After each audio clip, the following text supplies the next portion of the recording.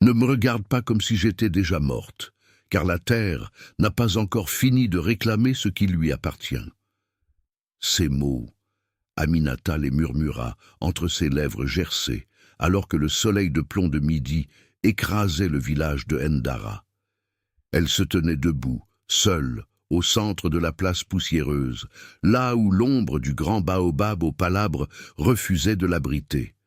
Autour d'elle, le silence était plus lourd que la chaleur. Un silence complice, un silence qui juge et qui condamne sans un mot. Les femmes qui, hier encore, partageaient avec elle le rire et le grain au mortier, détournaient maintenant les yeux. Les enfants, d'ordinaire si bruyants, étaient maintenus à l'écart par des mains fermes, comme si l'air que respirait Aminata était devenu un poison. Le destin d'une femme peut basculer en un seul battement de cœur, et pour Aminata, ce battement fut celui, ultime, de son mari Samba. Samba était un homme de fer et de vérité, le seul qui osait regarder les anciens dans les yeux et leur rappeler que la terre appartenait aux ancêtres et non aux plus offrants. Mais Samba n'était plus. Sa mort, survenue dans des circonstances que beaucoup murmuraient être troubles, avait laissé Aminata sans bouclier. Et dans cette région reculée du Sahel, où la tradition est parfois dévoyée pour servir l'ambition, une veuve sans protection devient une proie. Avant de poursuivre cette histoire de courage et de secrets enfouis sous le sable, je vous demande de rester avec moi jusqu'au bout, car ce que cette femme va découvrir changera votre regard sur la justice. Dites-moi dans les commentaires, sur une échelle de 0 à 10, quelle importance a pour vous la fidélité à ses racines. Et si vous aimez ces récits de vie et de vérité, abonnez-vous pour ne rien manquer de nos prochaines chroniques. Votre soutien est la force qui nous permet de raconter ces destins oubliés. Boubacar, le frère cadet de Samba, s'avança vers elle. Son visage, marqué par une piété de façade, cachait une ambition qui lui brûlait les entrailles.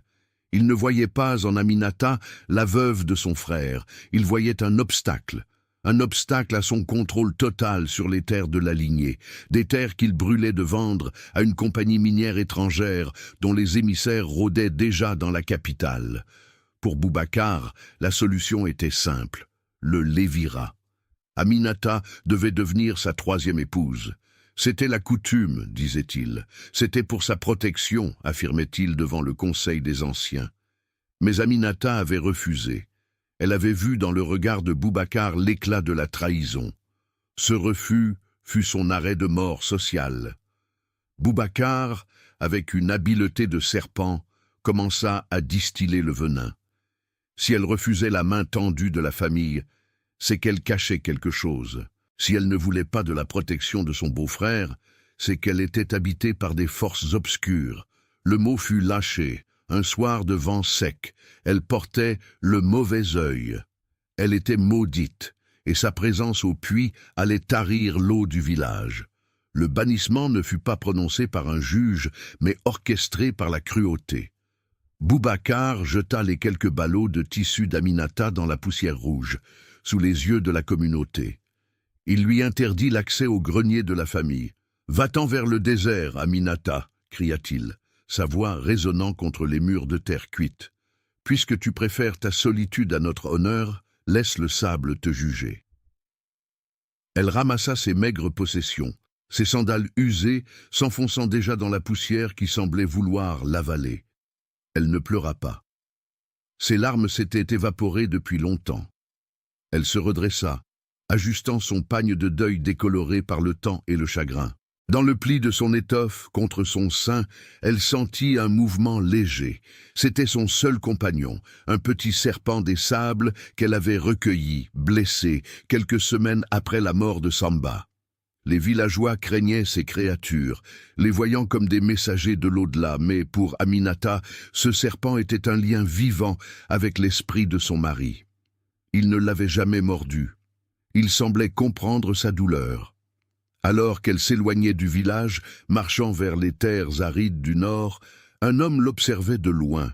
Ousmane, l'infirmier de brousse, se tenait sur le seuil de son petit dispensaire décrépit.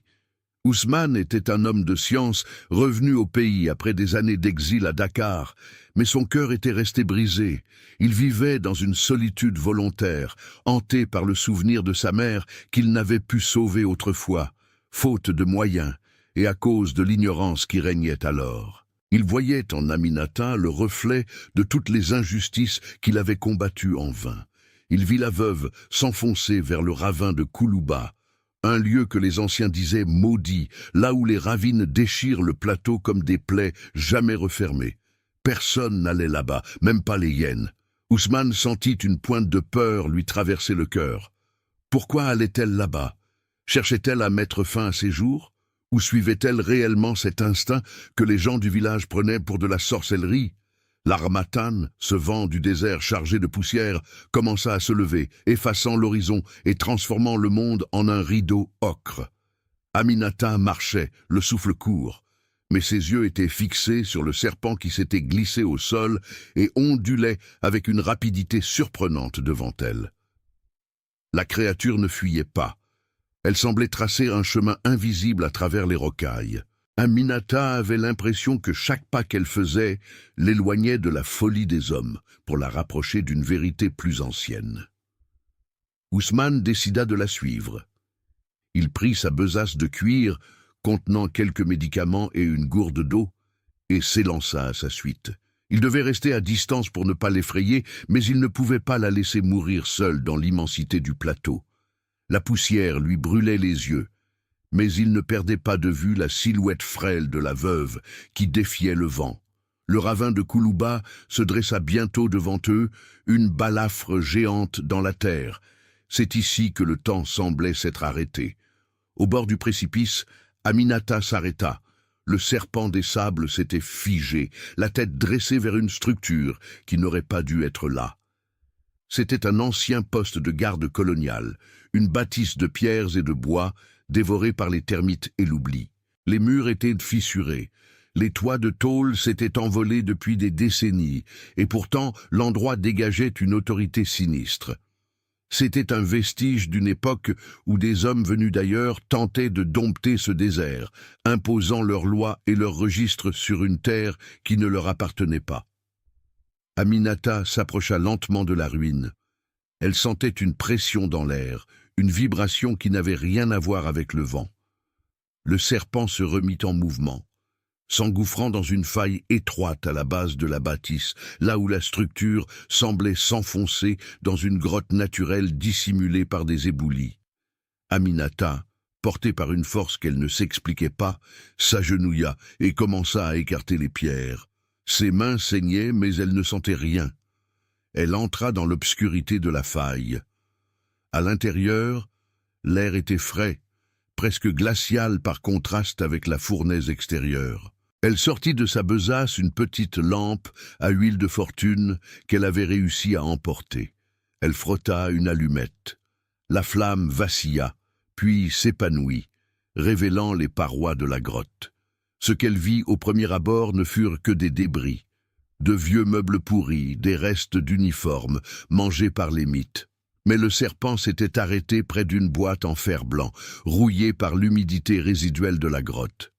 Aminata posa la lampe au sol et, les mains tremblantes, ouvrit le coffret. À l'intérieur, protégés par des couches de toile cirée, se trouvaient des documents. Des liasses de papiers officiels portant les sceaux de l'administration coloniale française, mais aussi des lettres beaucoup plus récentes. Ses yeux parcoururent les lignes calligraphiées. Elle n'avait pas eu la chance d'aller longtemps à l'école, mais Samba lui avait appris à lire le soir, à la lueur d'une bougie, lui disant toujours que le savoir était la seule arme que personne ne pourrait lui voler. Elle déchiffra des noms, des dates, et soudain, son cœur manqua un bond. C'était un acte de propriété, un titre foncier inaliénable datant de l'époque du grand-père de Samba. Le document stipulait clairement que les terres de Ndara n'appartenaient pas au chef du village, ni à une lignée masculine exclusive, mais qu'elles étaient léguées à la communauté sous la garde légale du descendant direct de la lignée de Samba, avec une mention spécifique qui faisait d'Aminata, en tant qu'épouse légitime et gardienne de la mémoire de son mari, l'autorité légale en cas de décès de celui-ci. Mais ce n'était pas tout. Sous l'acte de propriété se trouvaient des correspondances datées de quelques mois seulement. Des lettres signées de la main de Boubacar, adressées au préfet du district. Dans ces lettres, Boubacar proposait de falsifier les registres du village pour faciliter l'expropriation des terres en échange d'une commission généreuse versée par la compagnie minière. Il y décrivait Samba comme un agitateur dangereux qu'il fallait neutraliser pour le bien du progrès. Le souffle d'Aminata se bloqua dans sa gorge. Neutraliser. Ce mot résonnait comme un glas. Elle comprit alors que la maladie de Samba n'était pas une fatalité mais une exécution. Les tisanes que Boubacar apportait fidèlement chaque soir à son frère malade, les sueurs froides, les convulsions, tout devenait limpide. Son mari avait été empoisonné par son propre sang, alors qu'elle s'effondrait contre la paroi rocheuse, accablée par l'horreur de sa découverte. La lueur de sa lampe éclaira un coin plus sombre de la grotte. Là, derrière des caisses empilées, elle aperçut quelque chose de blanc. Elle s'approcha, la lampe à la main. Ce n'étaient pas des pierres, c'étaient des os, des restes humains, desséchés par le temps, certains portant encore des lambeaux de vêtements. Ce n'était pas seulement une cachette de documents, c'était un tombeau. Le tombeau de tous ceux qui, avant Samba, avaient tenté de s'opposer à la corruption du Conseil des Anciens et à l'avidité de ceux qui voulaient vendre l'âme du village. Aminata laissa échapper un cri étouffé, un son de pure agonie qui se perdit dans les profondeurs de la terre. C'est à ce moment précis qu'Ousmane entra dans la grotte. Il l'avait rattrapée, guidé par la faible lueur de la lampe. Il s'arrêta net, pétrifié par la vision d'Aminata, au milieu des cadavres et des secrets. Mais son regard fut attiré par un détail sur l'un des squelettes les plus proches. Sur un doigt décharné, une bague en argent brillait faiblement. Ousmane s'approcha, ses jambes flageolantes. Il reconnut le bijou, c'était la bague de son père. Son père qui avait disparu 20 ans plus tôt, prétendu parti travailler en ville et n'étant jamais revenu. Le lien entre l'infirmier et la veuve se scella en un instant, sans qu'une parole ne soit échangée. Ils n'étaient plus deux parias errant dans le désert. Ils étaient les témoins d'un crime qui s'étendait sur des générations. La douleur qui les habitait se transforma soudain en une détermination froide. Ousmane regarda Aminata, ses yeux brillants de larmes et de rage contenue. Ils pensaient que le sable effacerait leurs traces, dit-il d'une voix sourde, mais la terre finit toujours par rejeter ce qu'elle ne peut pas digérer. Aminata serra la boîte en fer blanc contre elle. Elle savait que leur vie ne tenait plus qu'à un fil. Si Boubacar apprenait qu'ils avaient découvert la grotte, ils ne sortiraient jamais vivants du ravin. Le vent de l'Harmattan hurlait dehors, comme pour les avertir que la traque avait déjà commencé. Au village, Boubacar ne comptait pas laisser la veuve s'échapper avec ses secrets. Il était déjà en train de rassembler les jeunes, de préparer les torches, prêt à utiliser le prétexte de la sorcellerie pour finir ce qu'il avait commencé. Le combat pour la vérité ne faisait que débuter, et le ravin de Koulouba allait devenir le théâtre d'une lutte entre l'ombre et la lumière. La poussière de la grotte semblait soudain porter le poids de toutes les âmes trahies de Ndara. Ousmane ne pouvait détacher ses yeux de cette bague en argent, dont le motif de lion stylisé était identique à celui que son père portait le jour où il avait franchi le seuil de leur maison pour la dernière fois. 20 ans de silence, 20 ans de questions restées sans réponse venaient de s'écraser contre la réalité brutale de cet ossuaire improvisé. Il n'était pas seulement un infirmier venu au secours d'une veuve, il était le fils d'un homme assassiné, debout dans le sanctuaire de la cupidité de Boubacar et de ceux qui l'avaient précédé. Mais le temps n'était plus à la lamentation. Un bruit sourd, porté par l'écho des parois rocheuses, fit tressaillir Aminata. Ce n'était pas le craquement naturel de la roche ou le sifflement du vent. C'était un chant de guerre, rythmé par le martèlement de bâtons contre le sol. Au loin, à l'entrée du ravin, des lueurs orangées commençaient à danser contre le ciel de crépuscule. Boubacar avait réussi. Il avait convaincu les jeunes du village que la veuve n'était pas partie pour mourir en silence, mais pour invoquer des démons dans les entrailles de la terre afin de maudire les récoltes à venir. Aminata serra la boîte en fer blanc contre son cœur comme si c'était un bouclier. Elle regarda Ousmane, dont le visage était une toile de douleur et de choc. « Ousmane, regarde-moi » murmura-t-elle, sa voix plus ferme qu'elle ne l'aurait cru possible. « S'ils nous trouvent ici, nous serons les prochains squelettes de cette grotte. Ton père n'est pas mort pour que tu abandonnes aujourd'hui. Ces papiers, ils sont la seule voie qui reste à nos morts. Nous devons sortir. » Ousmane secoua la tête, tentant de chasser le brouillard de sa culpabilité. Pendant des années, il s'était reproché de ne pas être revenu plus tôt, de ne pas avoir cherché plus intensément. Maintenant, il comprenait que la vérité était là, sous ses pieds, mais qu'elle était gardée par un monstre qui n'hésiterait pas à brûler la terre entière pour la garder enfouie. Il se redressa, la mâchoire contractée. « Tu as raison, dit-il, mais le ravin est un piège. S'ils arrivent par le sentier principal, nous sommes acculés. » Le petit serpent des sables, qui s'était lové près de la lampe, redressa soudainement la tête. Il commença à ramper non pas vers l'entrée par laquelle ils étaient arrivés, mais vers le fond de la grotte, là où l'obscurité semblait totale. Aminata prit sa lampe et suivit le mouvement fluide de la créature. Ousmane ramassa les documents restants, les glissant précieusement dans sa sacoche médicale. Ils s'enfoncèrent plus profondément dans les entrailles du poste colonial déchu. L'air devenait plus rare, chargé d'une odeur de terre ancienne et de salpêtre. La grotte n'était pas seulement un cul-de-sac rocheux, c'était un réseau complexe de galeries naturelles que les anciens colons avaient partiellement aménagées pour le stockage. Ils durent se courber, frôlant des parois où l'on devinait encore des marques d'outils.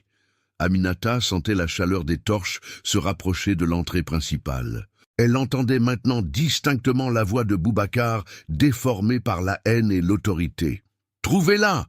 Ne laissez pas la sorcière achever son rituel. Elle souille la mémoire de mon frère avec sa magie !» criait-il. Aminata ferma les yeux un instant, une vague de dégoût la submergeant. Comment un homme pouvait-il utiliser le nom de son propre frère pour justifier un tel carnage? Samba, qui avait tant aimé cette terre, qui avait tant cru en la force du sang, avait été trahi par celui qui l'avait porté sur ses épaules lorsqu'ils étaient enfants. C'est alors qu'ils découvrirent une seconde issue, une cheminée naturelle qui débouchait sur un plateau rocheux surplombant le ravin. L'ascension fut éprouvante. Aminata, affaiblie par des jours de privation, sentait ses muscles brûler, mais chaque fois qu'elle pensait flancher, elle voyait le reflet de la bague sur la main d'Ousmane, ou sentait le poids de la boîte en fer. Elle pensait à Samba. Elle se souvenait de son sourire lorsqu'il rentrait des champs, de la façon dont il lui disait que le secret d'une vie réussie était de ne jamais laisser personne définir qui l'on est. Lorsqu'ils atteignirent enfin l'air libre, le vent de l'harmattan les gifla de plein fouet. Ils se trouvaient sur une crête étroite, avec le vide d'un côté et la pente abrupte de l'autre. En contrebas, dans le ravin, ils voyaient une procession de torches serpenter vers la grotte qu'ils venaient de quitter. Boubacar menait la marche, brandissant une machette qui brillait sous la lune. « Nous ne pouvons pas retourner au village » murmura Ousmane, le souffle court. « Ils surveilleront toutes les pistes menant aux maisons. Notre seule chance, c'est la ville de garnison, à 30 kilomètres d'ici. Le préfet y réside. S'il voit ces documents, s'il voit les sceaux originaux, Boubacar ne pourra plus manipuler personne. » Aminata regarda l'immensité du plateau qui s'étendait devant eux. 30 kilomètres de sable, de roches et de prédateurs, avec la menace constante des hommes de Boubacar à leur trousse. « C'est un long chemin pour une femme maudite et un infirmier brisé, » dit-elle avec un sourire triste. « Non, » répondit Ousmane en lui prenant la main, « c'est le chemin de la justice, et vous n'êtes pas maudite, Aminata. Vous êtes la lumière de ce village, même s'ils ne le savent pas encore. Avant que nous ne découvrions s'ils parviendront à échapper à la traque de Boubacar, n'oubliez pas de vous abonner si ce récit vous touche. Votre présence ici est ce qui donne vie à ces histoires de résilience. Écrivez « vérité » dans les commentaires si vous pensez que la justice finira par triompher, peu importe le temps que cela prendra.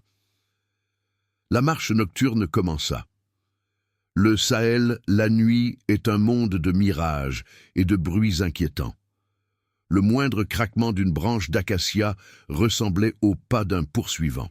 Ils avançaient en silence, utilisant les ombres des rochers pour se dissimuler. Aminata luttait contre l'épuisement.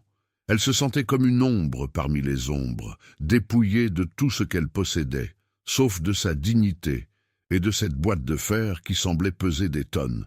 Ousmane, lui, était plongé dans un monologue intérieur dévastateur. Pourquoi avait-il fui si loin à Dakar? S'il était resté, aurait-il pu empêcher la mort de Samba? Aurait-il pu découvrir la vérité sur son père plus tôt?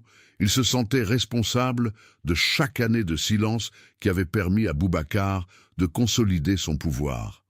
Son éducation médicale, ses diplômes, tout cela semblait dérisoire face à la force brute de la corruption locale. Mais en regardant Aminata, sa détermination se renforçait. Elle n'avait rien, et pourtant elle ne reculait pas. Vers le milieu de la nuit, ils firent une halte près d'un ancien puits asséché, vestige d'une époque où la pluie était plus généreuse. C'est là qu'Aminata décida d'ouvrir à nouveau la boîte pour examiner un document qu'elle n'avait fait qu'entrevoir. À la lueur d'une petite lampe protégée par son pagne, elle découvrit un carnet de notes personnelles ayant appartenu à l'ancien administrateur du poste. Les pages étaient jaunies, l'encre s'effaçait par endroits, mais ce qui y était écrit changea tout. L'administrateur y consignait les transactions secrètes de la fin de l'époque coloniale. Il y mentionnait que la famille de Boubacar n'avait jamais possédé les terres qu'elle revendiquait. Pire, il décrivait comment le grand-père de Boubacar avait collaboré pour trahir les autres chefs de clan, recevant en échange un soutien administratif pour asseoir sa domination. La corruption n'était pas une invention récente. C'était un héritage, une maladie transmise de père en fils comme un poison lent. Mais l'information la plus capitale se trouvait à la dernière page, une liste de noms, les disparus du ravin. Chaque nom était associé à une date et à un motif. Pour le père d'Ousmane, la mention était claire. A découvert les faux registres, doit être écarté. Ousmane serra les poings jusqu'à ce que ses articulations blanchissent. « Ils ont fait de notre terre un cimetière de vérité, dit-il, sa voix tremblante d'émotion. Boubacar ne veut pas seulement l'argent de la mine, il veut effacer l'histoire pour que personne ne puisse jamais contester son nom. » Soudain, le serpent des sables, qui les avait suivis fidèlement, s'agita. Il se dressa brusquement, tourné vers l'est. Un instant plus tard, le vrombissement d'un moteur déchira le silence de la nuit. Boubacar ne se contentait plus de marcher. Il avait réquisitionné le vieux pick-up du village. Les phares balayèrent la plaine, s'approchant dangereusement de leur cachette. « Ils ont deviné que nous nous dirigions vers la ville, » chuchota Ousmane. « On ne peut plus rester sur ce chemin. Il faut couper à travers les dunes de sable rouge. C'est plus difficile, mais ils ne pourront pas nous suivre en véhicule. » Le passage dans les dunes fut une épreuve de chaque instant.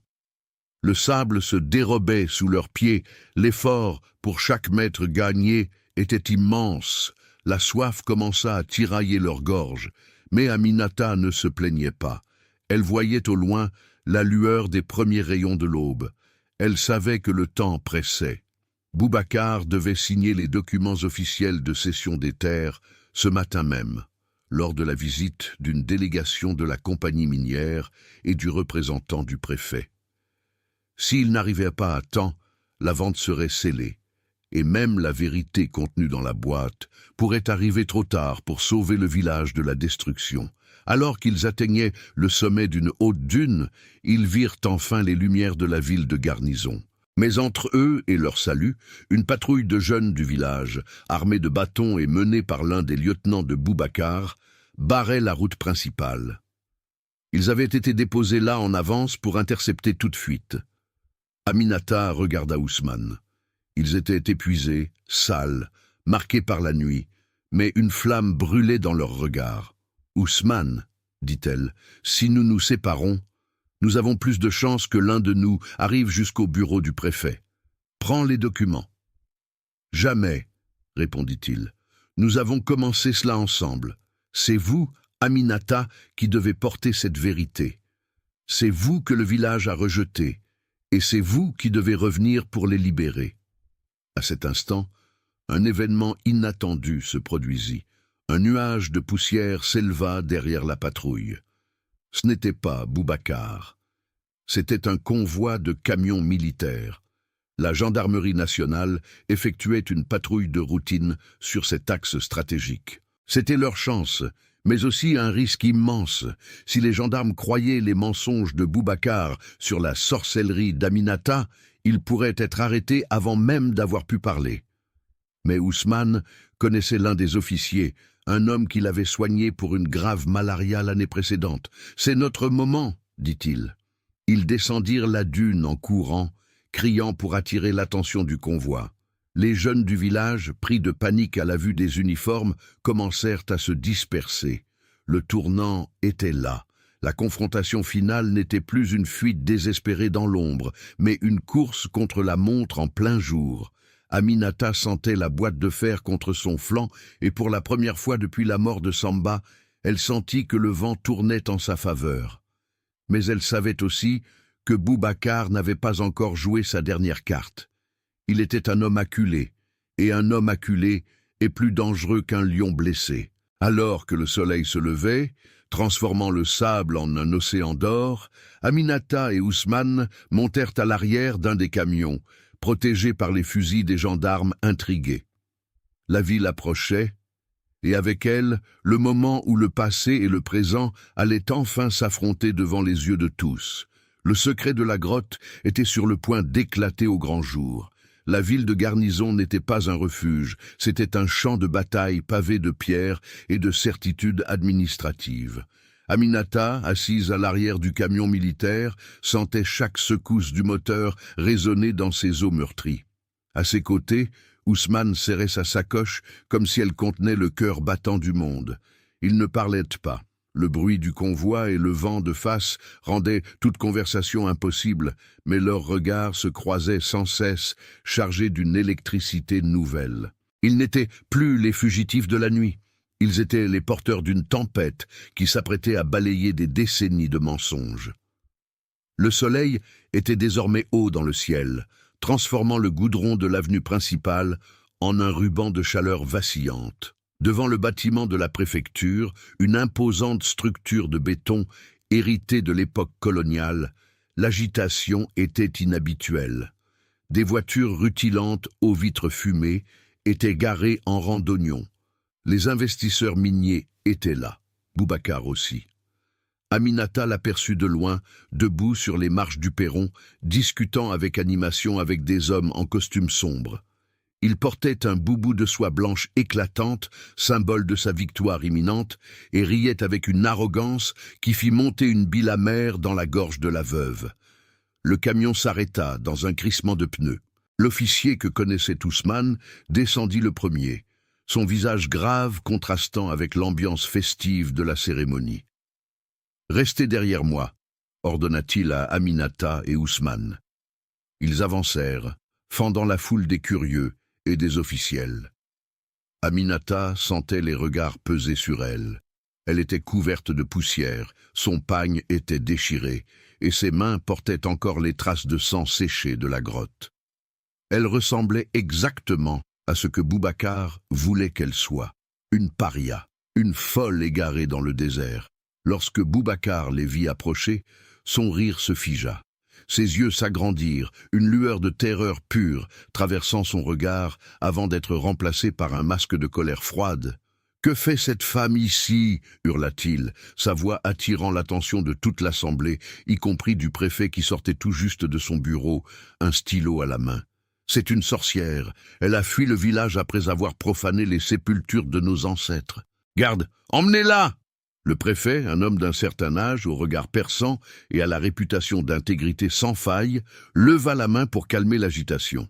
Il regarda Aminata, puis Ousmane, qu'il reconnut comme l'infirmier dévoué de la région. « Ousmane, qu'est-ce que cela signifie » demanda-t-il d'une voix calme mais autoritaire. « Nous sommes sur le point de signer des accords historiques pour le développement de ce district. Pourquoi interrompez-vous cette procédure avec cette femme dans cet état ?» Ousmane fit un pas en avant, sa voix résonnant avec une clarté qu'il n'avait jamais possédée auparavant.